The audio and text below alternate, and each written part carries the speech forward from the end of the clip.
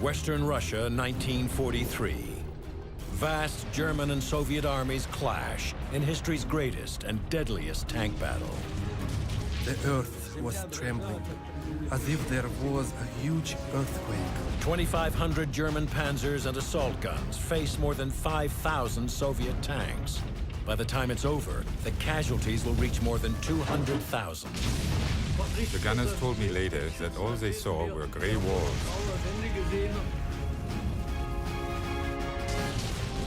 They were just firing and firing. The earth and sky were burning. This is the bloody Battle of Kursk. Tanks were on top of tanks. Soldiers on soldiers. Sheer terror.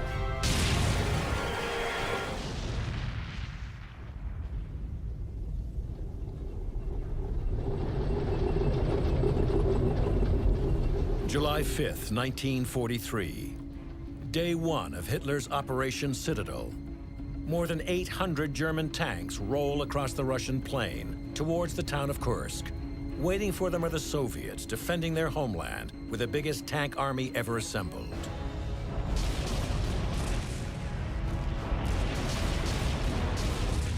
This is Hitler's final attempt at turning the tide of war on the Eastern Front. A war that for the last several months has been going very badly for the Germans.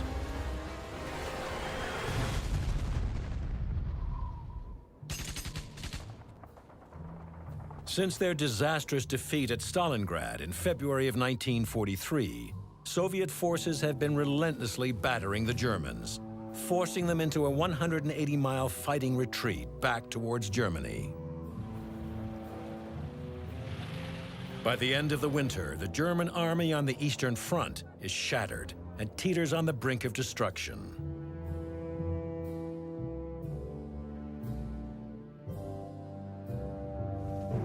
But Hitler is determined to reclaim the initiative in the East, and he makes plans for a massive counteroffensive.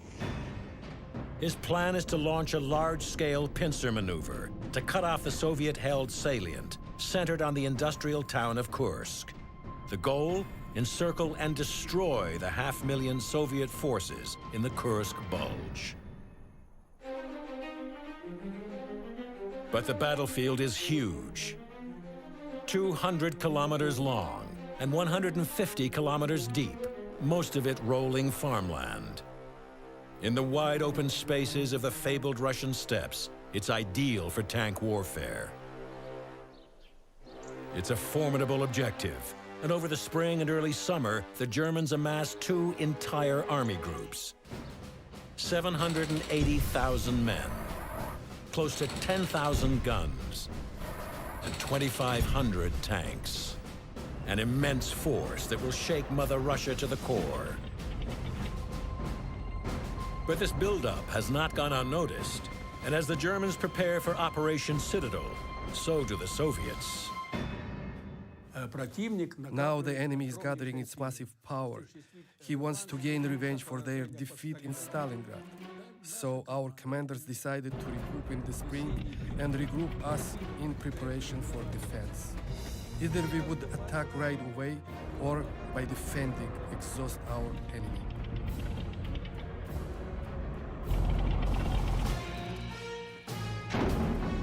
To meet the impending German attack, the Soviets build up almost 2 million men, 25,000 guns, and more than 5,000 tanks. And all across the Kursk salient, they dig in. We had several lines stretching about 300 kilometers or so along the front. And the earth was so dug up. We had about 400 kilometers of trenches. The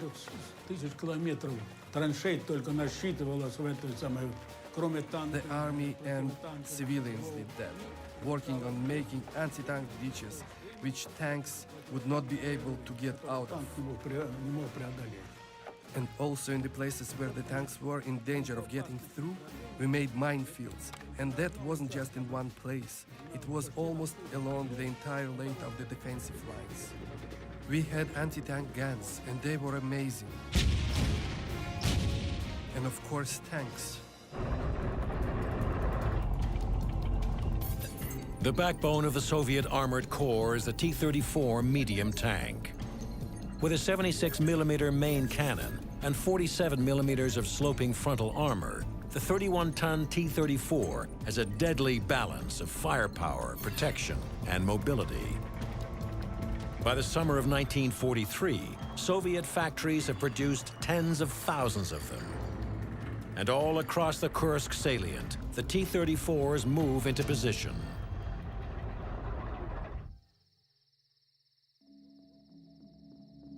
July 5th, 1943. After 3 months of preparation, the Germans are finally ready for their attack.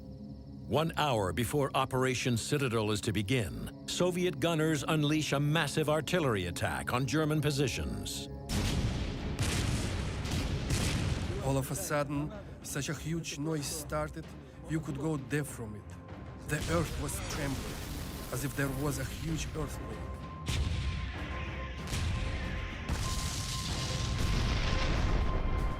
The Germans were astounded. They never expected this from Russia.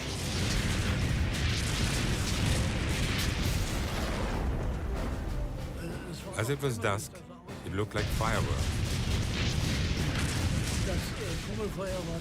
When the Stalin Orgel exploded, the barrage was so intense, it actually destroyed the position.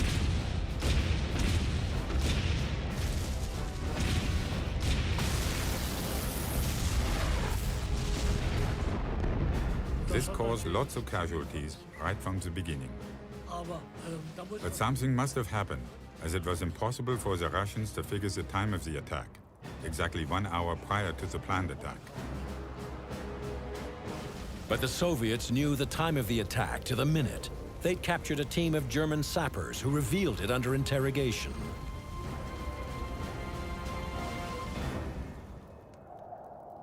The artillery barrage causes chaos in German lines and delays the launch of Operation Citadel.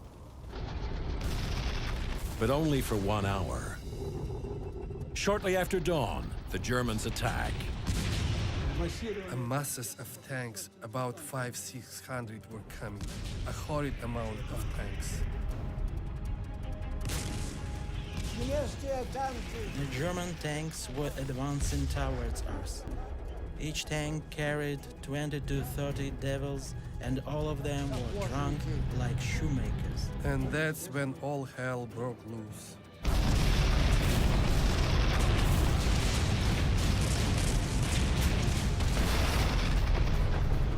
The earth and sky were burning. Tanks were on top of tanks. Soldiers on soldiers. Armageddon.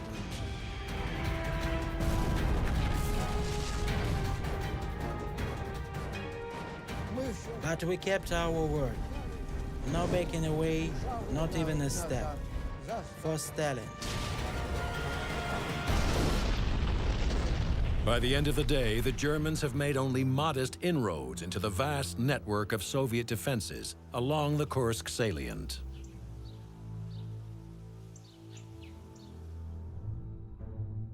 In the south, the German 4th Army's panzers advance only 20 kilometers, while in the north, the 9th Army has fared even worse, with gains of only 10 kilometers at a cost of dozens of tanks and more than 1,000 men. So far, Operation Citadel is going nowhere. And now, Soviet forces along the northern shoulder of the Kursk Bulge prepare to counterattack.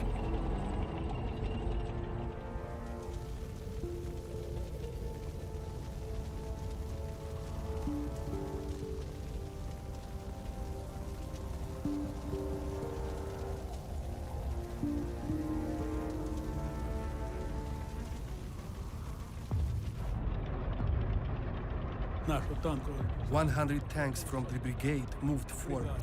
Can you imagine a field, an open field, and you are driving towards each other?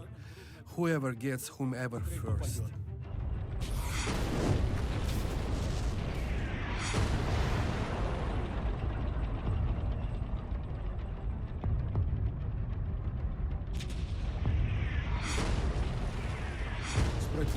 The enemy position had 50-60 tanks, and in front of us we counted 17 Tigers.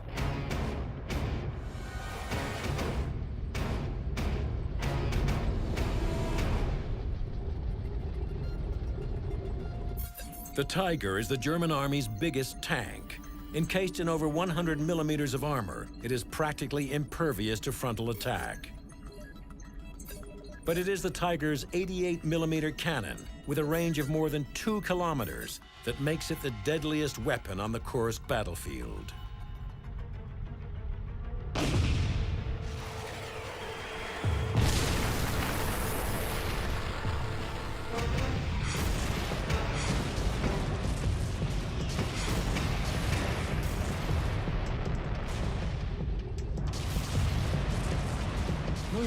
And the horrible epic battle began.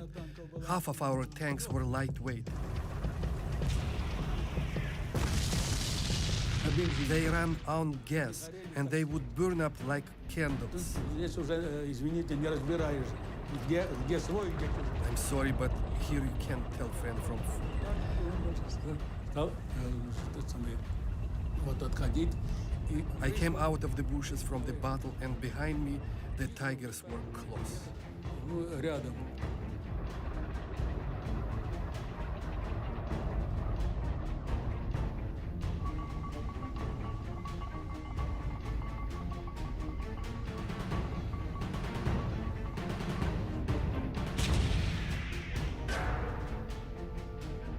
So I fired about 2 times at a time.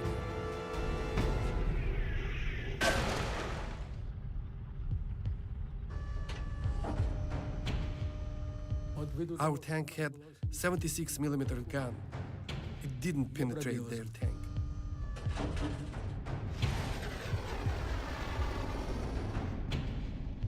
But our anti-tank unit was close by, and they finished him.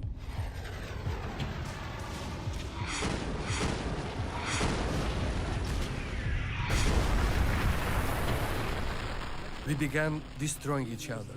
Взаимное уничтожение друг друга.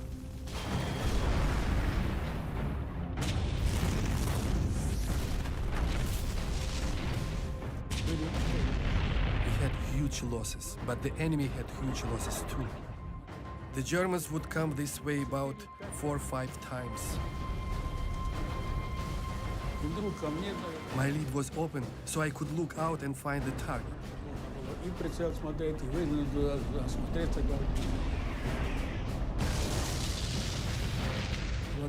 And in jumps the commander of my battalion. His tank got hit, and it burned out.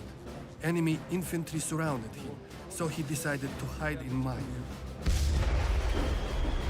Только там он вскочил. And as soon as he jumps into my tank, I get hit.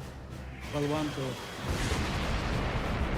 Только он вскочил ко мне в танк, His head is just ripped off.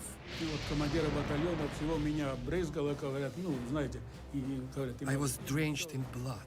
His brain, everything was all over me.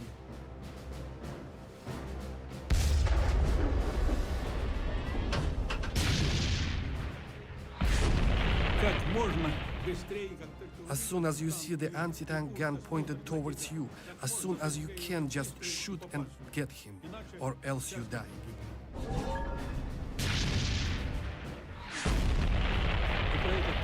And I ran over all of them, along with their entire crew.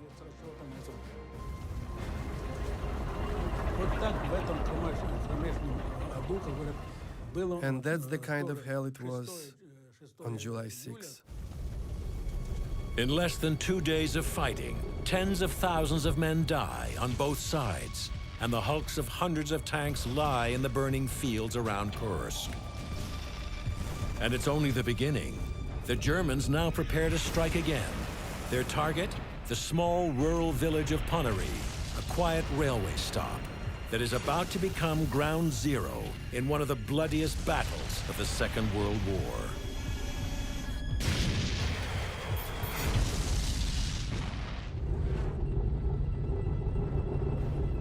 July 5th, 1943.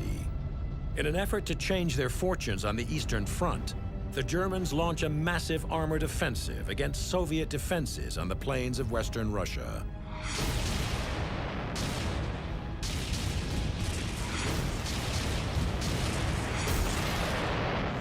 The objective of Operation Citadel is to encircle and destroy Soviet forces in the bulge around the industrial town of Kursk.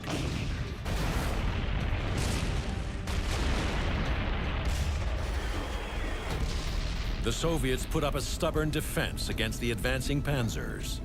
There are heavy losses on both sides, and by the end of the second day, the Germans have made only modest gains. Now more than a day behind schedule and determined to take Kursk, Field Marshal Walter Model launches a new assault. His target, the railway town of Ponary.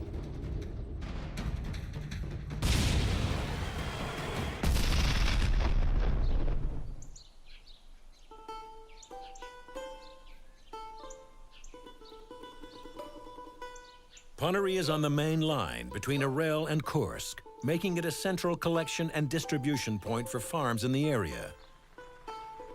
If Model and his 9th Army are to take Kursk, they must first take Ponary. But Soviet Field Marshal Konstantin Rokossovsky knows the strategic value of the town. He digs in with a massive force of tanks and guns and lays thousands of mines. Little Ponary Station now becomes the most heavily fortified point along the entire Kursk salient. Through these fields right here, with the forest as a backdrop, the German tanks were moving toward us, where we're standing right now. Behind the enemy tanks, the infantry march against these soldiers sitting here in these trenches. When Rokossovsky was preparing for this battle, he ordered the creation of 3 lines of defense. All 3 lines of defense were deeply saturated with troops. Within each, many rows of trenches. It had a defense line of sharp iron spikes. And of course, in between of the trenches and iron spike fences lay many minefields.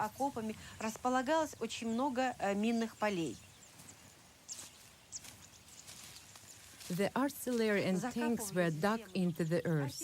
This is front of us is a dugout where tanks would be buried.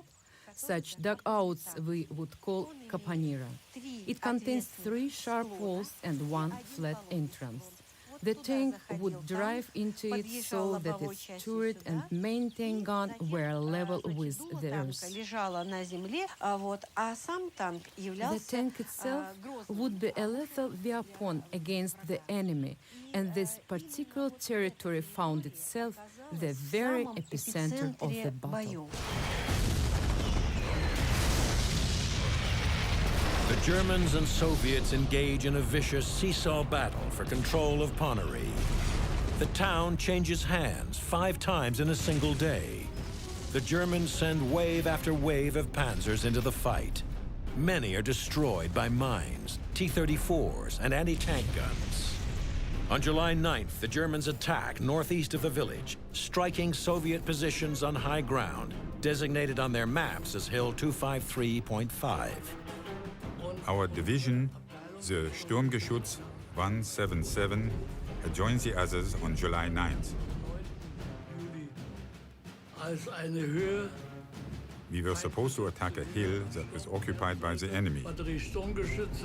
We used assault guns, infantry, and 1 unit of brand new Ferdinand tank destroyers.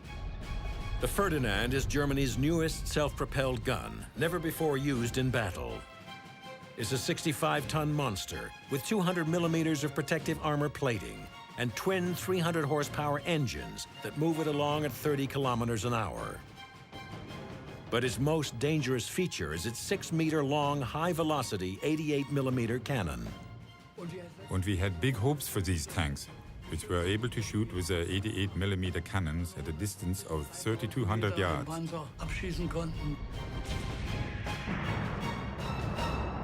Die Ferdinand-Geschütze The Ferdinand could not handle the ascent of the hill. hatten den Anstieg auf die Höhe scheinbar nicht We thought they had got hit by artillery, Zunächst glaubten wir, dass but after they caught fire, one after the other, we assumed that the engines were overheated and exploded. die Motoren waren, die überhitzt wurden. Die The Mannschaft crews got out and ran away, sind alle weggelaufen. So waren and once again, we depended on the Sturmgeschütz. The Germans' most widely produced assault gun is the Sturmgeschütz, or Stug.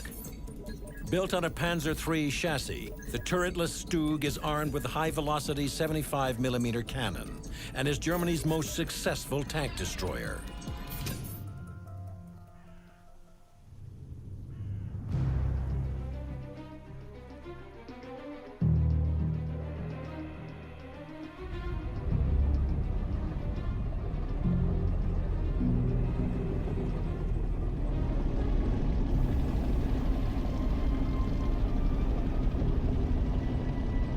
Der Angriff ging los und The attack started, and we drove across a minefield up the hill.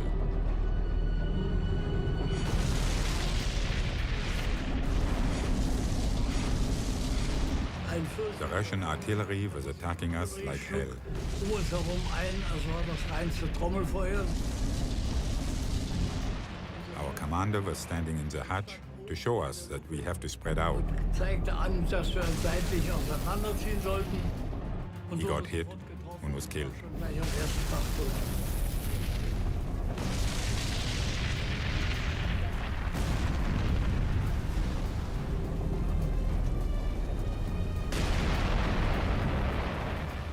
One of the tanks got hit on one of the trucks, and the truck flew off. Die wollte ab.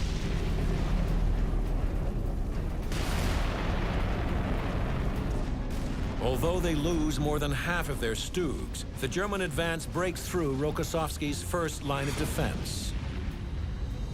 Praktisch über die We fought our way across the first row of ditches and took the second row of ditches, and the Russians retreated.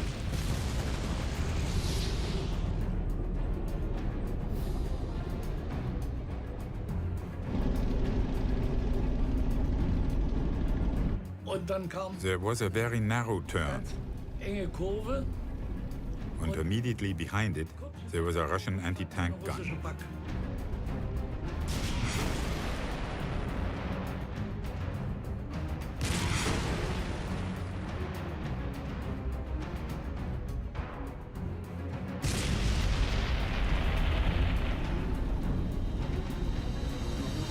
Wer noch Those who managed to escape were shot by the infantry. nach der nächsten Shortly behind the next turn, stand there was wieder another ein Geschütz. anti-tank gun. Wir konnten We gar could nicht not react that fast. reagieren. Und ich konnte All I could call out to the driver was, "Hit it full throttle." 디지털 세상의 중심에 내가 있다. 디지털 타임스. 디지털 뉴스에서 디지털 시대 삶의 지혜까지 살아있는 디지털 정보. 디지털 타임스. In digital. Digital Times.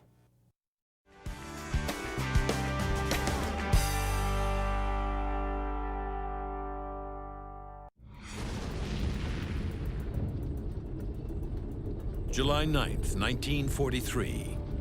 The Battle of Kursk enters its fifth bloody day, with the German Ninth Army still unable to penetrate the Russian defenses in the northern sector.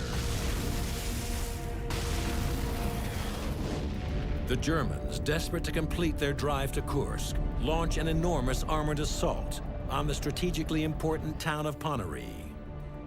Their goal? Seize the high ground northeast of the village, known as Hill 253.5.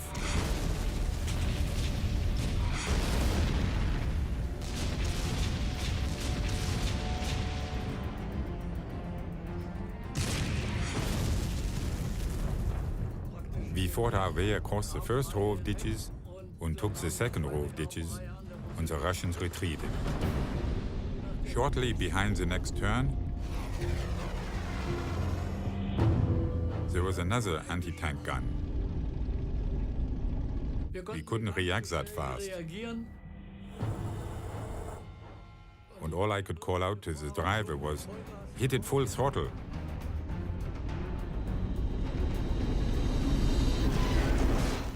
We drove towards the anti-tank gun and managed to more or less crush it.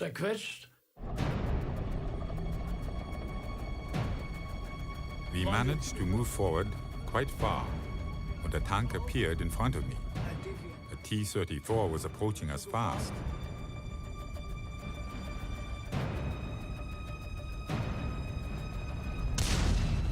And we fired the first shot with the anti-tank shell.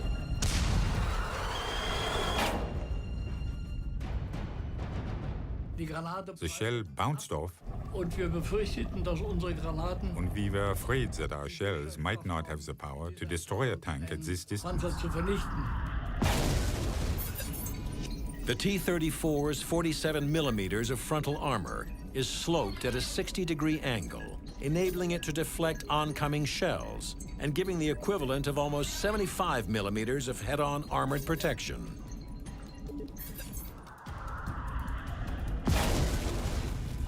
Der Panzer wurde But the tank had been shocked and moved sideways.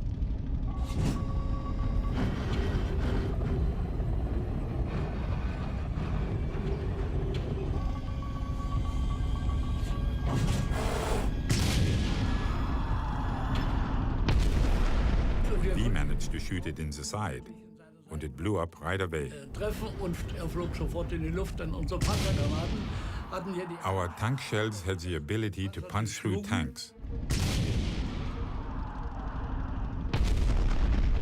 They only exploded shortly after piercing the tank's steel wall. explodiert. Und dadurch war der Ausfall bzw. die Vernichtung der gesamten Besatzung Therefore, the destruction of the tank and its crew was guaranteed. garantiert.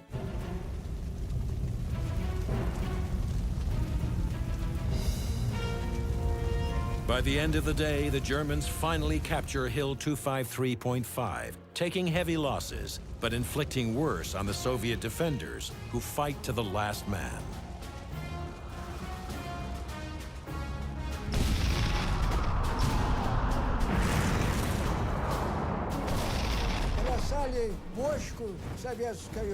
The German demons were aiming to have the Soviets panic and leave. But our soldiers, with our general's command, did not even shudder. We were not afraid.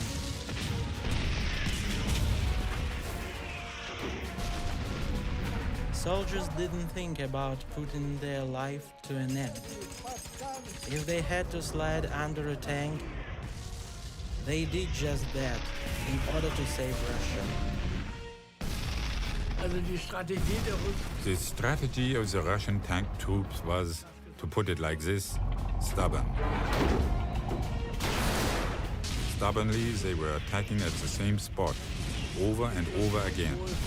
Although former attacks had been fended off and lots of tanks were standing on the field burning. And the next wave followed, and the next one. No stepping back. Those were our orders.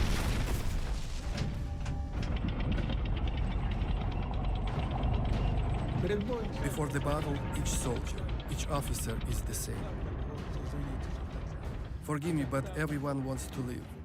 And when the enemy started their attack, this is when the battle went on. идет бой, ну, как It was кромешный. hell, everything on fire, everything in smoke. Just like the old saying goes, as thick as the smoke in a crematorium. That's how it was in the war.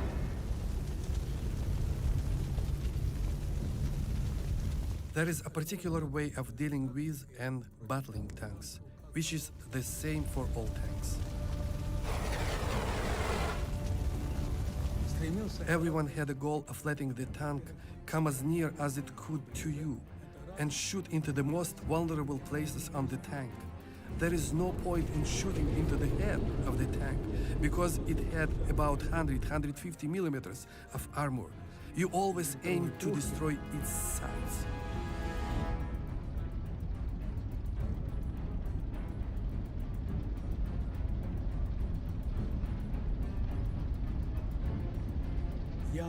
I would shoot at the tanks with armor-piercing shells. I would see that I hit the jackpot. But the missile itself bounced off and went upwards.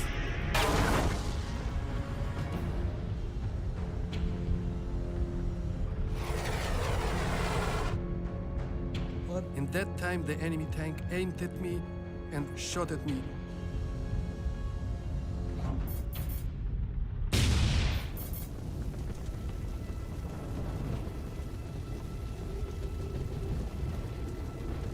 July 11th, 1943. It's been 6 days since Hitler's Operation Citadel began.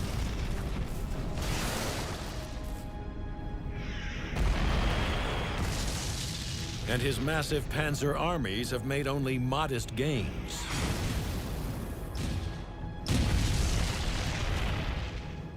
In the south, the German Fourth Army, spearheaded by 3 elite SS Panzer divisions, has penetrated just 50 kilometers into the Kursk salient. And in the north, Model's Ninth Army has advanced only 20 kilometers towards Kursk.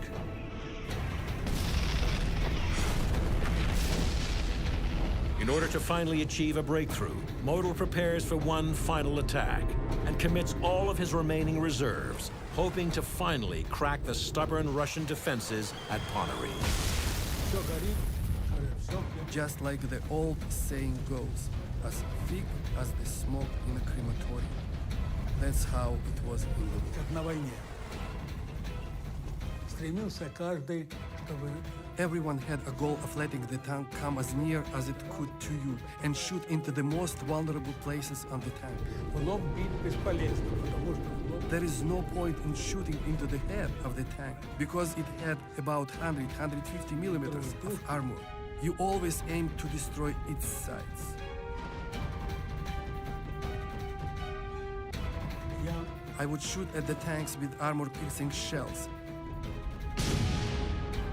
I would see that I hit the jackpot. But the missile itself bounced off and went upwards.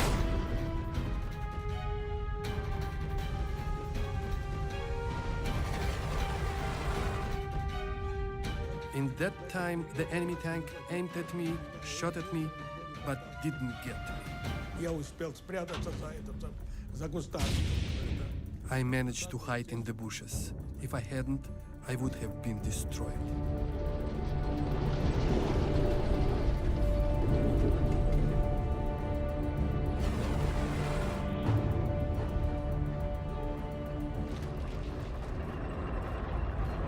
Как вышел, значит, So I came out, and I was behind a burning Katyusha rocket launcher.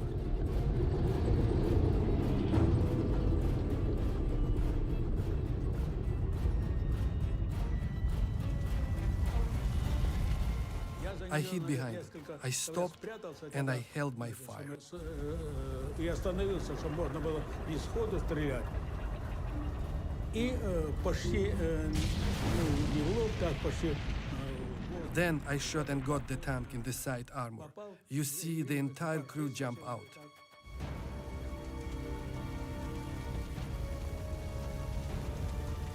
Возле танок немецкие. Once the tank was down and burning, the German tankers would climb out and we would react right away. We'd kill them, so there the tank would be burning and beside lay 3 to 4 dead bodies of German devils.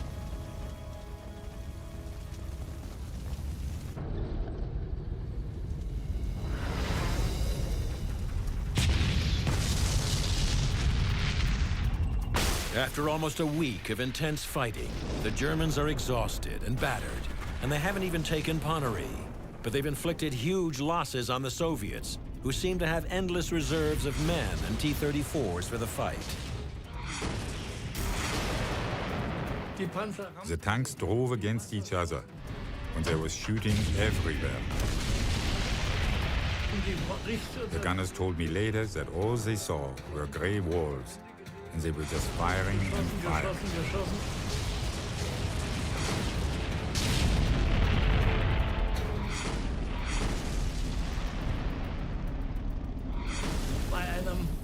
During the combat, my steering had been damaged, Wir konnten also nicht mehr vorwärts and we fahren. couldn't move forward and steer.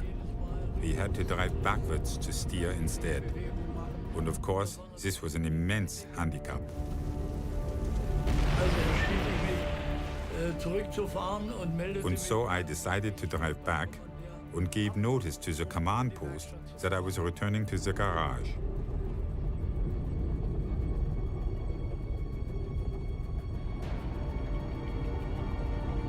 Wie ich dann gerade mich While I was standing there, a T-34 came at us at full speed. und ich schaffte es noch, I managed to drive backwards and get into firing position. die Schussrichtung kam.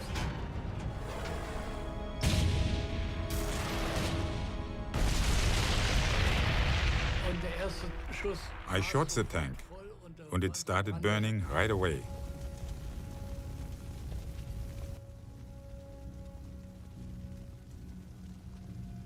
und fragte dann die I asked my comrades what had happened, and they told me that the Russian tanks managed to break into the weapons and reserve troop area. gebrochen, wo auf Artillerie sich leichte Artillerie ihre Stellung bezogen hatte und die wollten die wahrscheinlich vernichten. Und haben es auch zum Teil geschafft. Und jetzt And begann now a tank battle started, the likes of which had never been seen before, and will not be experienced again anytime soon. oder durchmachen müssen.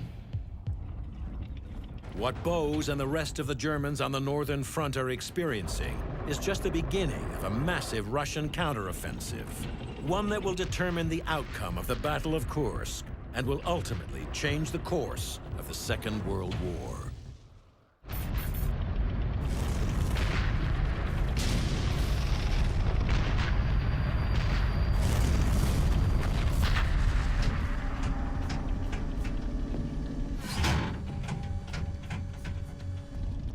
The Battle of Kursk enters its second bloody week. The losses on both sides have been enormous. 80,000 men killed and more than 2,000 tanks destroyed. On the northern front, the Germans have lost 21,000 men and 50% of their armored strength. They have no reserve forces left. Model is no longer able to attack. But despite even heavier losses, the Soviets are able to field more than 400,000 men, 15,000 guns, and almost 1,400 tanks. With these deep reserves, they launch Operation Kutuzov.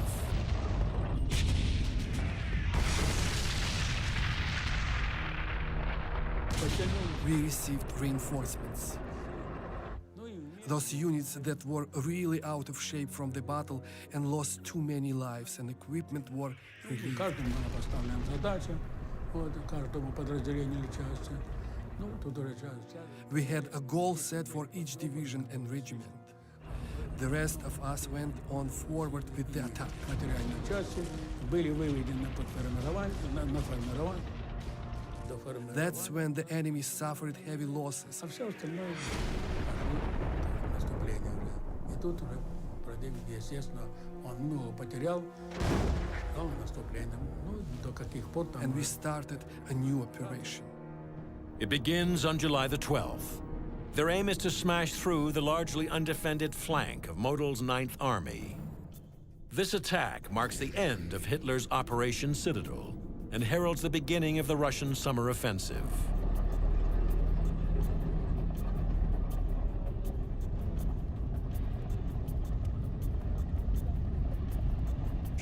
All of a sudden, I was standing in a lower area surrounded by bushes and trees and was observing the enemy's flank. After a while, I noticed movement on the other side. Sah ich plötzlich, The tanks were approaching us. und Panzer kamen angefahren.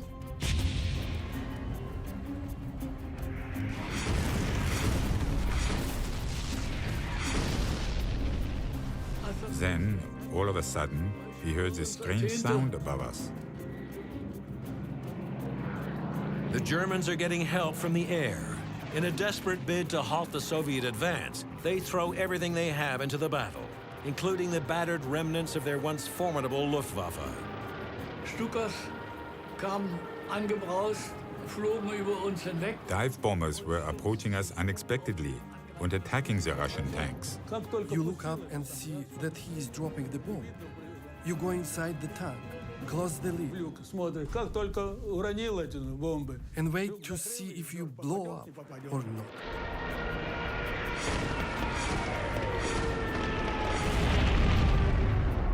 But when I came out of the tank, I used to have supplies on it. Some extra stuff, some extra armor. Знаете, вот эти подкрылки. None of it was there. None of it was left. Как говорят, как общипанные. Like they say, as plugged as a chicken. Die Bomben The bombs hit the tanks. Putsch hinein.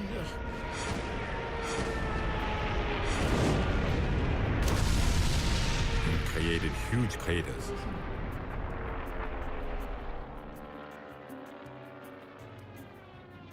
Die Panzer rutschten und purzelten regelrecht in diese The tanks fell into these craters and could not make it out.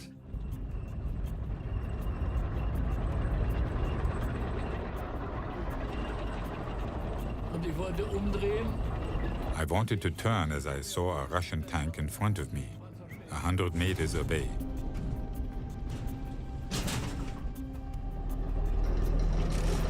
I headed backwards and all of a sudden we got stuck.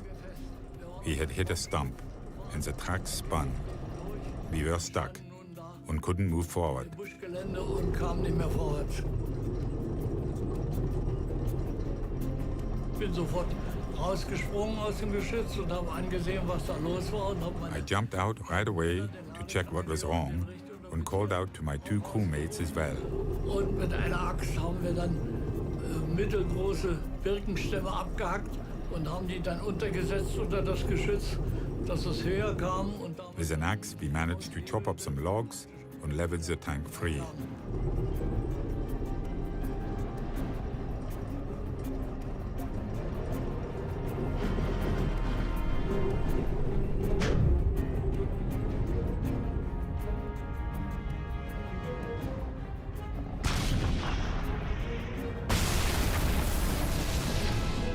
Then I just shot and it blew up.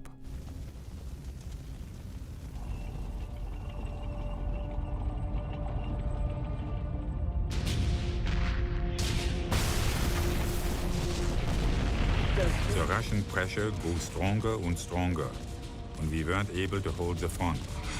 The infantry had been thinned out, and from our Stug unit, there were only 3, 4, or 5 left fighting. es war nicht mehr möglich, den gewaltigen Gegendruck des And Gegners so it was impossible to withstand the immense pressure of the enemy and stabilize the new position.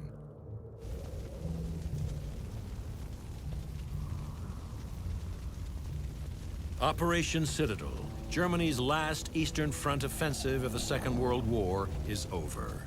The Battle of Kursk ends on July 13, 1943. But the fighting goes on. Now it's the Soviets on the offensive.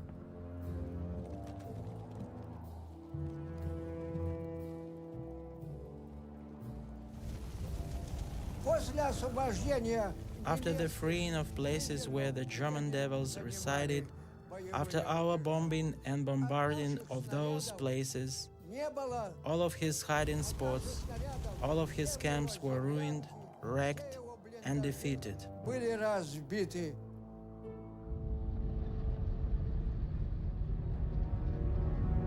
They begin a relentless pursuit and destruction of German forces that will continue all the way to Berlin.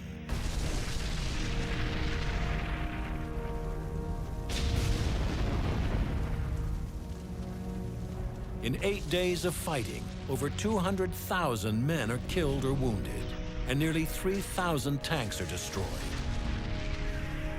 The battlefield is littered with the dead and with the smoldering hulks of German and Soviet tanks. But the true cost of the battle cannot be measured just in terms of soldiers and tanks. For the real price of war on the Eastern Front has been paid by every man, woman, and child. I remember all the tragedy. It was in what year? In 1943? That's when the Battle of Kursk was. Все было разрушено. Everything was destroyed. There was nothing left. They would hang our people. Everyone was dying. What can you say? Тут по деревне дома были сожжены. The field, the entire countryside, was filled with dead soldiers. Everything was ruined.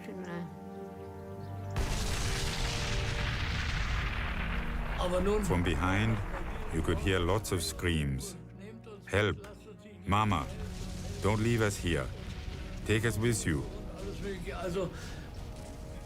And I stopped and we loaded as many wounded men up on my tank as possible. I encountered lots of terrible things. What else can I tell you?